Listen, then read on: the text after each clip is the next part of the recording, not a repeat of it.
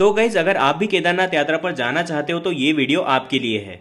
इस वीडियो में आपको केदारनाथ से रिलेटेड सारी जानकारी मिलने वाली है, जैसे केदारनाथ कैसे जाएं, कहाँ रुके, कितना खर्चा आएगा और भी बहुत कुछ। और अगर आप जानना चाहते हो कि केदारनाथ में हेलीकॉप्टर से कैसे पहुंचें या केदारनाथ का रजिस्ट्रेशन कैसे करें, तो उसके लिए मैंने एक डेडिकेटेड वीडियो बना दी है और वो वीडियो आपको इसी चैनल पे मिल जाएगी। तो अभी से चैनल को सब्सक्राइब कर लीजिए।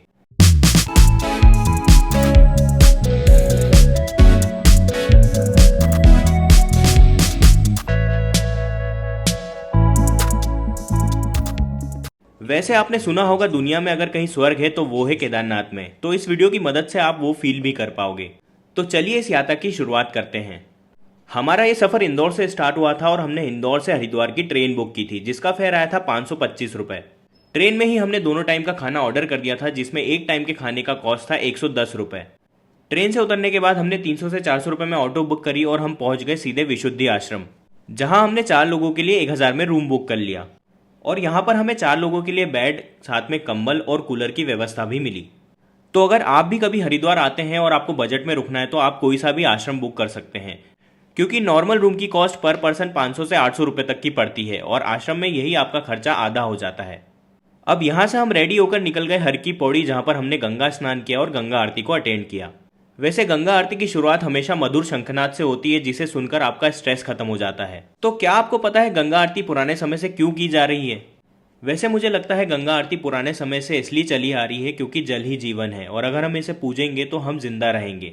पर अगर आपको पता है कि ये आरती क्यों की जाती है तो कमेंट बॉक्स में ज़रूर बताएं।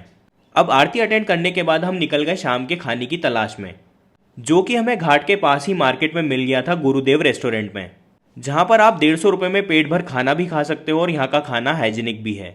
अब अगले दिन सुबह जल्दी उठकर हम निकल गए सोनप्रयाग के लिए। अर्ली मॉर्निंग बस नहीं मिली तो हमने कैब बुक कर ली। वैसे आप बस भी बुक कर सकते हैं, जिसका फेयर 700 से 1200 रुपये तक आता है। और अगर आप खुद की गाड़ी से आते हैं तो सोनप्रयाग में आपको पार्किंग भी मिल जाएगी। और हरिद्वार से सोनप्रयाग के रास्ते में आपको बहुत सारे सुंदर नज़ारे देखने को मिलेंगे।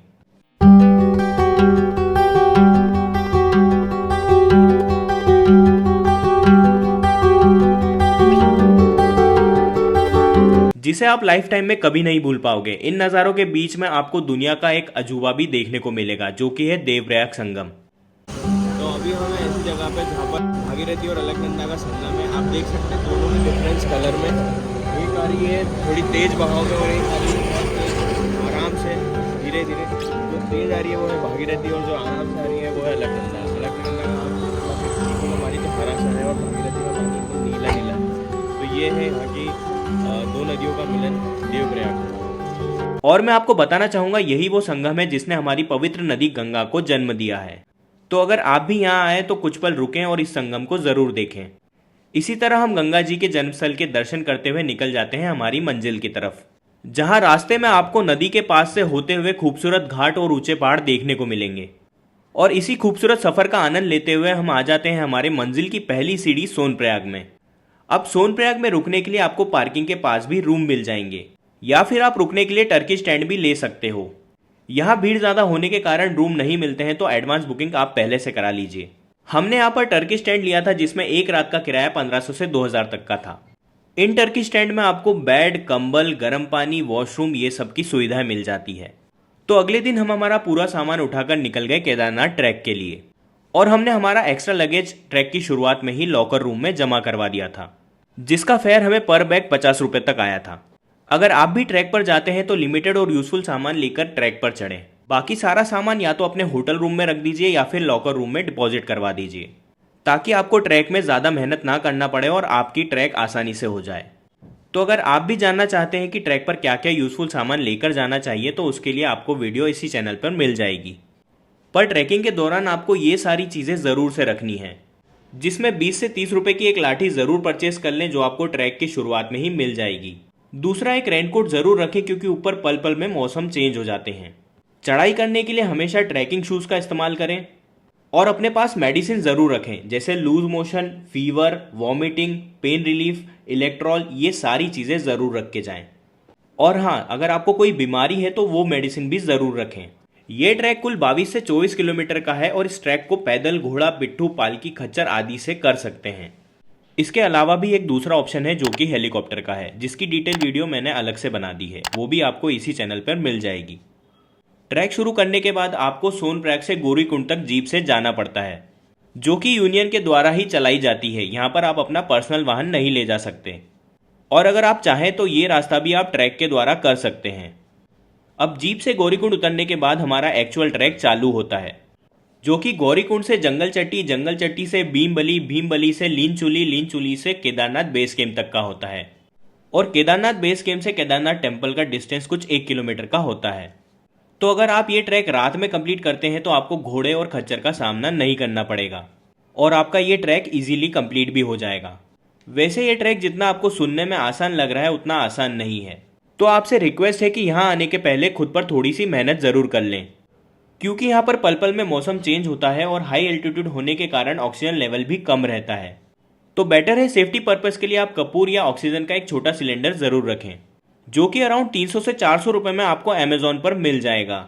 और अगर आपको ऑक्सीजन सिलेंडर की लिंक चाहिए तो कमेंट ज़रूर करें, मैं आपको लिंक दे दूंगा। वैसे आपको बैकपैक की सारी डिटेल्स केदारनाथ बैकपैक वाले वीडियो में मिल जाएगी। अब ट्रैक के दौरान रास्ते में आपको खाने के लिए छोटी छोटी दुकानें मिल जाएगी, जहां पर आपको चिप्स, पानी बॉटल, पराठे आदि सामान मिल जाएंगे, जो कि नॉर्मल रेट से थोड़े से ज़्यादा रेट पर मिलते हैं।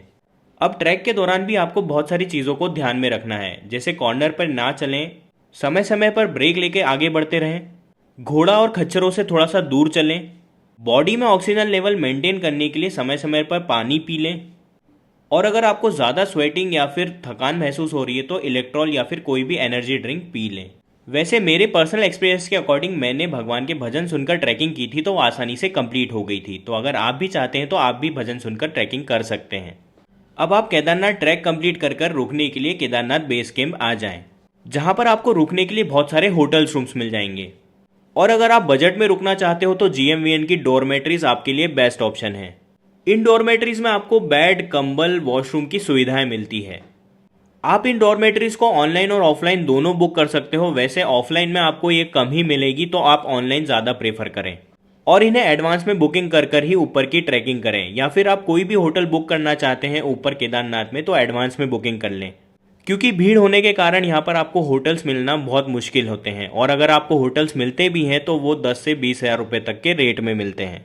इसके अलावा रुकने के लिए ऊपर दूसरे ऑप्शंस भी हैं, जैसे आप यहाँ पर टेंट बुक कर सकते हैं, जो कि 3 से 4 हज़ार रुपये तक का आपको मिल जाएगा। और या फिर आपको अगर फ्री में रुकना है तो आप खुद का टेंट लाकर यहाँ पर लगाकर रुक भी सकते हैं। पर मैं आपको सजेस्ट करूँगा कि GMVN की डॉर्मेट्रीज आपके लिए सबसे बेस्ट ऑप्शन है।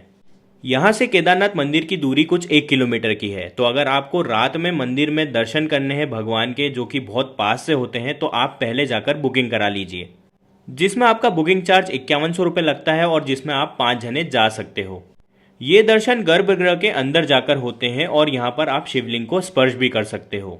और अगर आपको नॉर्मल दर्शन करना है तो किसी भी समय आप लाइन में लग के दर्शन कर सकते हो, जिसमें आपके दर्शन पास से नहीं होते हैं, नॉर्मल दर्शन होते हैं, आप बाहर से दर्शन कर ही आगे बढ़ जाते हो। अब अगर आपको दर्शन करने के बाद मंदिर के आसपास की जगहों पर जाना है तो आप जा सकते हो, जैसे रेतस कुंड, जो कि मंदिर से 500 मीटर पहले है, और जहां पर आप शिवजी का नाम लेते हो तो पानी में से बुलबुले उठते हैं। इसके धीरे धीरे बुलबुल उठने रहे, वो देखिए वो उठ रहा। हर हर महादेव। इसके अलावा आप जा सकते हो भैरव मंदिर, जो कि मंदिर से 1.5 किलोमीटर की ऊंचाई पर है। फिर आप जा सकते हो मंदिर के पीछे अमृत कुंड और भीमशिला को देखने, और मंदिर के पीछे कुछ 500 मीटर की दूरी पर आपको आदि शंकराचार्य की समाधि भी मिल जाएगी, आप वो भी देख सकते हो। साथ ही में मंदिर के पीछे रुद्र गुफा देखना मत भूलना, जिसे मोदी गुफा भी कहा जाता है और जहां पर मोदी जी ने ध्यान किया था। केदारनाथ की इस यात्रा में मेरा 2023 में खर्चा 13 से 15 हज़ार तक आया था, पर अगर आप बजट में इस बार केदारनाथ पहुंचना चाहते हो तो ये बातों को ध्यान में रखें। हमेशा अपनी ट्रेन की बुकिंग एडवांस कर लें ताकि आपको तत्काल बुक ना करना पड़े। होटल की जगह हमेशा डोरमेट्री का इस्तेमाल करें, क्योंकि वो आपको 500 रुपये तक मिल जाती है। और अगर आप रूम बुक करते हैं तो सोनप्रयाग से 500 मीटर की दूरी पर रूम बुक करें, ताकि आपको कम बजट में स्टे मिल जाए। आपका जो भी एक्स्ट्रा लगेज है वो होटल रूम की जगह क्लॉक रूम में रखें, जिसमें आपका खर्चा कम आएगा। एक बैग को रखने का खर्चा 50 से 100 रुपये तक आएगा, जिसमें आपके एक दिन के होटल की कॉस्ट बच जाएगी। अगर ट्रैकिंग के दौरान आप पिट्ठू या पालकी लेना चाहते हैं तो एंड में लें, जब तक आप एक्सट्रीम थक ना जाएं, क्योंकि आधे रास्ते में बार्गेन करने से इनके चार्जेस कम हो जाते हैं।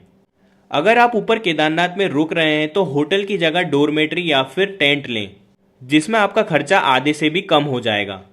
और अगर आप केदारनाथ यात्रा करने के लिए कोई भी कैब या गाड़ी बुक करते हैं तो शेयरिंग वाली करें, जिससे आपका खर्चा और भी कम हो जाएगा। इसके अलावा भी अगर आपको कोई डाउट है या फिर कोई जानकारी चाहिए तो कमेंट ज़रूर करें, मैं आपको सल्यूशन दे दूंगा। और अगर आपको बद्रीनाथ पे भी ऐसी ही इन्फॉर्मेटिव वीडियो चाहिए तो अभी से चैनल को सब्सक्राइब कर लीजिए। हर हर महादेव, जय श्री केदार।